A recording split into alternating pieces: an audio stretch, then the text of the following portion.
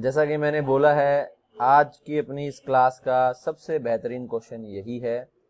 ऐसा नहीं है कि इसमें कोई बहुत हार्ड कंसेप्ट्स हैं। आ रहा है, अच्छा प्राची का भी आ रहा है। सर मैंने प्लस माइनस करंट ले एम्प्टी स्पेस में, ठीक है। नहीं तुमने, चलो ठीक है, मैं तुमसे बीच में सवाल पूछूंगा, ठीक है। तो क्वेश्चन क्या है, सारे समझ गए होंगे मेरे ख्याल से कि एक लॉन्ग, अच्छा थोड़ी सी फिगर में थोड़ा सा अपने को कम यहाँ पर जो है वो शायद नजर आ रहा है। अगर फिगर में थोड़ा सा एक्सप्लेन करना चाहूं तो एक सेकंड जरा। इसमें करंट दोनों में ऑपोजिट डायरेक्शन में या सेम डायरेक्शन में, ये मैं चेक कर लेता हूँ फिगर में। हाँ सॉरी, ये थोड़ा फिगर में दिख नहीं रहा ना, मुझे इसको अलग से मेंशन करना चाहिए था।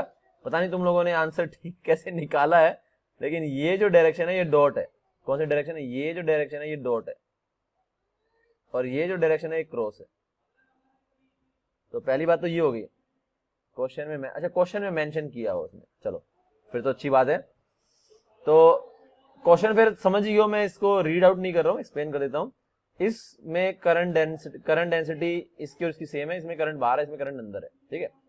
और करंट डेंसिटी का वैल्यू जे है, ठीक है, जो कि आई अपॉन में पाई आर स्क्वायर होगा। रेडियस में ख्याल से दोनों का ए है, और एक पोर्शन यहां से हमने एलिमिनेट कर दिया है।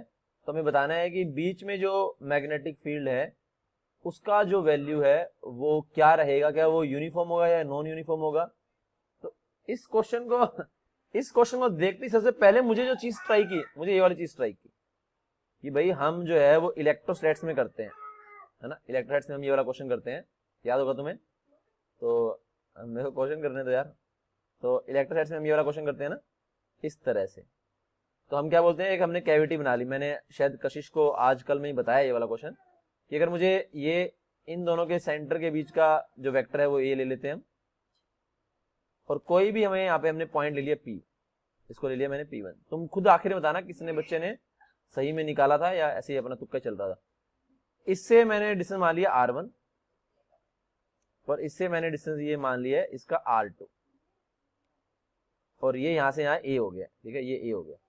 तो अब इस पूरे को फिल कर देते हैं। तो अंदर हम जानते हैं इलेक्ट्रिक फील्ड होता है रो आर अपॉन में 3 एप्सिलॉन नॉट, और वेक्टर फॉर्म में करना पड़ेगा, तो ये रेडियली आउटवर्ड, तो इसको रो R1 वेक्टर कर देते हैं, ठीक है। ये डिस्टेंस R1 हो गया और डायरेक्शन भी ये होगी। और इसकी वजह से क्योंकि ये कैविटी है तो नेगेटिव लेते हैं, माइनस का रो, और इसके साथ है R2 वेक्टर अपॉन में 3 एप्सिलॉन नॉट। तो यहाँ पे रो अपॉन में 3 एप्सिलॉन नॉट कॉमन आता है, और R1 वेक्टर माइनस में R2 वेक्टर यहाँ पर हो जाता है। तो R1 माइनस R2 बनता है A, तो ये बनता है रो A वेक्टर अपॉन में 3 एप्सिलॉन नॉट, ठीक है। तो हम जानते हैं कि जो अंदर जो फील्ड होता है वो इस R1 R2 पे डिपेंड नहीं कर रहा है, वो दोनों के बीच के सेंटर पे के डिस्टेंस या वेक्टर पे डिपेंड कर रहा है, और वो तो हमेशा कांस्टेंट रहेगा कोई भी पॉइंट हो। तो अंदर जो फील्ड होता है वो यूनिफॉर्म होता है, और उसका वैल्यू रो ए वेक्टर अपॉन में 3 एप्सिलॉन नॉट होता है, ठीक है। तो इसी फॉर्मेट का ये क्वेश्चन है, लेकिन मैग्नेटिक रूप में है। लेकिन मुझे इस क्वेश्चन इतना पसंद क्यों आया, उसके पीछे मैं तुम्हें कारण बताऊंगा, जब मैं तुम्हें दिक्कत बताऊंगा कि क्या दिक्कत आ रही है सोल्व करने में और कैसे तुम उसको हल करोगे, ठीक है।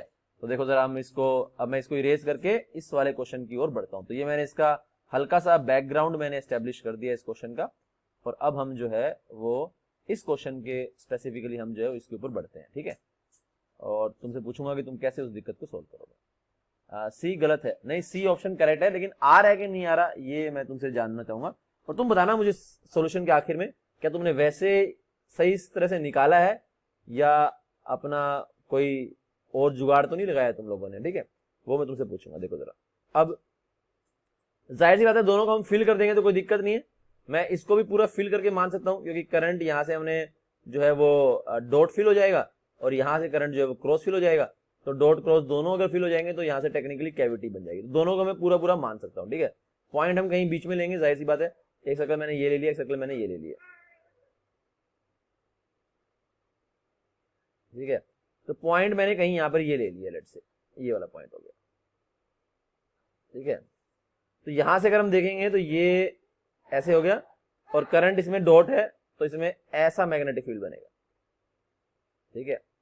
और फिर ग्रीन वाले की वजह से अगर हम देखेंगे, तो अगर हम यहां से देखेंगे तो ये इस तरह से हो गया, और क्योंकि ये क्रॉस है यहाँ पर, है ना, थोड़ा सा क्रॉस है तो इसके परपेंडिकुलर ऐसा बनेगा मैग्नेट, ये इसके परपेंडिकुलर होगा, और ये ग्रीन वाला इसके परपेंडिकुलर होगा, ये येलो वाला इसके परपेंडिकुलर होगा, ठीक है।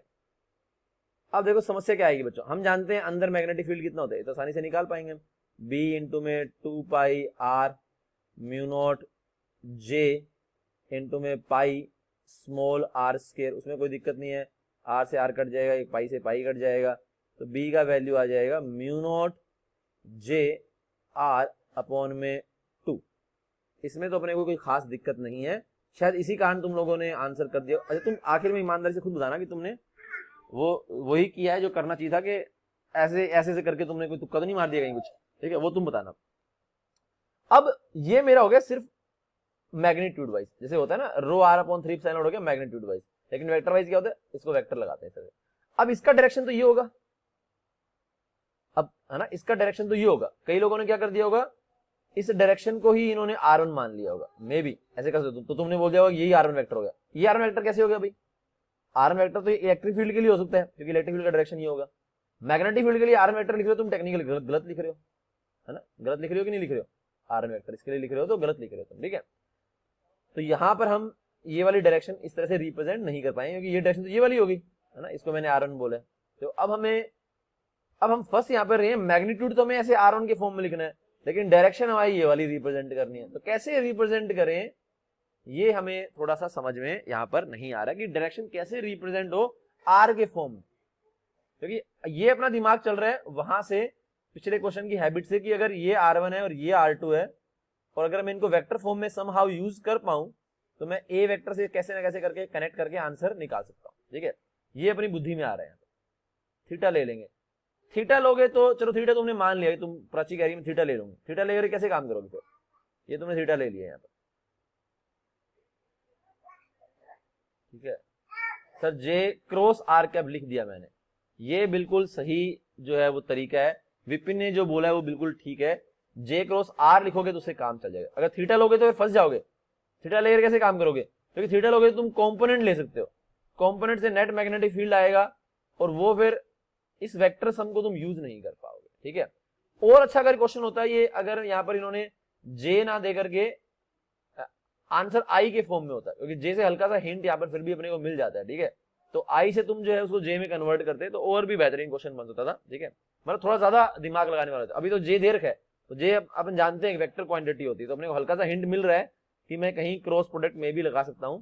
अगर करंट के फॉर्म में होता, उसने बोल रखा होता कि करंट जो है वो पूरे में से जो तुम मान सकते हो आई समहाउ ऐसे कर रहा था, तो फिर हमें वहां पे इंटेंशनली जे में जाना पड़ता, क्योंकि करंट एक वेक्टर क्वांटिटी नहीं है, जे एक वेक्टर क्वांटिटी है, जहां पे मैं क्रॉस प्रोडक्ट से मे भी रिप्रेजेंट कर पाऊंगा, ठीक है। तो विपिन ने यहाँ पे बिल्कुल ठीक बोला है। तो ये मैं तुम्हें कहने की कोशिश कर रहा हूँ, यहाँ पे थोड़ा सा इसने हल्का सा हिंट दे दिया है, क्योंकि इसने क्या कर दिया, यहाँ पे जे मेंशन कर दिया है, जो कि खुद में एक वेक्टर क्वांटिटी। लेकिन अगर आई होता और तुम दिमाग लगाते कि मुझे आई से जे में जाना चाहिए, क्योंकि जे वेक्टर क्वांटिटी होती, तो मे भी ज्यादा बेहतर ये क्वेश्चन बनता, है ना, ऐसा मुझे लग रहा है। खैर एनीवेज, तो एंगल वैंगल के चक्करों में तुम फंस गए तो तुम फंस ही जाओगे, फिर तुम्हारा सोल्व नहीं होगा कभी भी, ठीक है। अब हमें क्या करना है, यहाँ पर इस बी को मुझे रिप्रेजेंट करना है। किस तरह से मुझे रिप्रेजेंट करना है, मुझे इसको रिप्रेजेंट करना है इस तरह से, म्यू नॉट जे वेक्टर क्रॉस में R1 वेक्टर। अब इसमें डायरेक्शन भी आ गया, मैग्नीट्यूड भी आ गया। कैसे कि म्यू नॉट, मैग्नीट्यूड जान ही रहे, म्यू नॉट जे R1/2 है। डायरेक्शन देखो जरा, जे वेक्टर करंट इसमें कैसा होगा, अंदर की तरफ होगा, ठीक है, अंदर की तरफ करंट, और आर कैसा है, इधर की तरफ।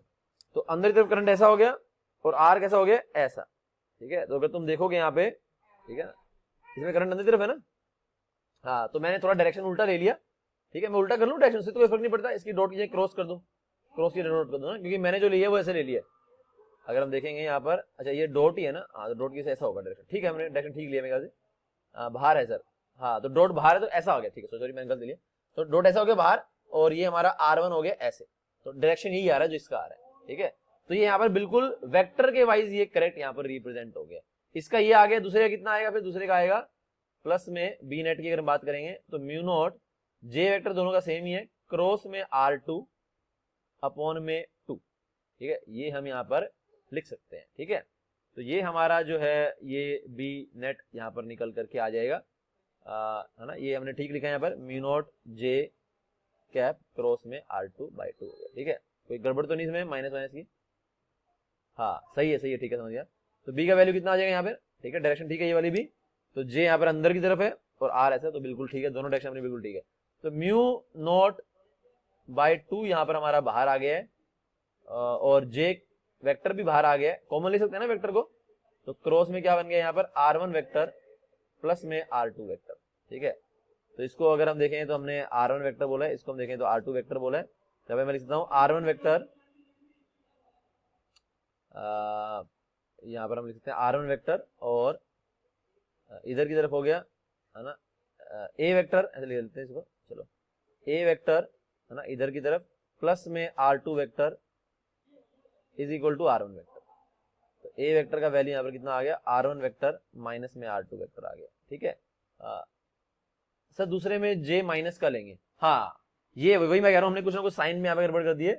दूसरे का जो j वेक्टर है, क्योंकि इसमें करंट बाहर की तरफ है तो उसमें करंट अंदर की तरफ है, तो यहाँ पर हमारा j जो है वो माइनस का आएगा। तो ये अच्छा बताया है, किसने ये वाली बात मेंशन की है, तो देखें जरा। अच्छा ये बात विपिन ने मेंशन की है, विपिन ने, हाँ विपिन, बहुत बढ़िया विपिन, बिल्कुल तुम सही दिशा में सोच रहे हो। तो यहाँ पर अपना j जो है वो माइनस का आना चाहिए। तो यहाँ पे हम लिख सकते हैं r vector minus r2 vector क्या हो गया, a वेक्टर हो गया। तो यहाँ से हम क्या बोल पाएंगे बच्चों, b का वैल्यू कितना आ गया, म्यू नॉट j वेक्टर और क्रॉस में a वेक्टर बाय 2, और j और a तुम बोल सकते हो कि दोनों परपेंडिकुलर हैं, तो इसको मैग्नीट्यूड वाइज तुम क्या कर रहे हो, मैग्नीट्यूड वाइज तुम लिखते हो mu naught j a by 2, इसको लिख सकते हो। तो ये यूनिफॉर्म होगा, कहीं पर डिपेंड नहीं करेगा, और सी ऑप्शन हमारा करेक्ट हो जाएगा। ठीक है, तो ये क्वेश्चन अच्छा था। कैसे तुमने देखो, अब इसमें कुछ भी ऐसा नहीं है कि नॉलेज वाइज अपने कोई कमी है। क्या तुम ये कहते हो कि तुम्हें नॉलेज नहीं है इस क्वेश्चन को सोल्व करने की, खास करके तुम्हें वो इलेक्ट्रोस्टैटिक्स वाला फंडा याद है, क्या तुम उसको ठीक से अप्लाई कर पा रहे हो कि नहीं कर पा रहे हो नई सिचुएशन में। यही जेईई एडवांस का एग्जाम है कि अपने को उसी नॉलेज को अप्लाई करना है। ये तो बल्कि फिर भी मैं कहूंगा कि एडवांस और मेंस के बीच में लाई करता है, कि बिल्कुल ऐसा क्वेश्चन भी नहीं है कि हमने कभी देखा ही नहीं।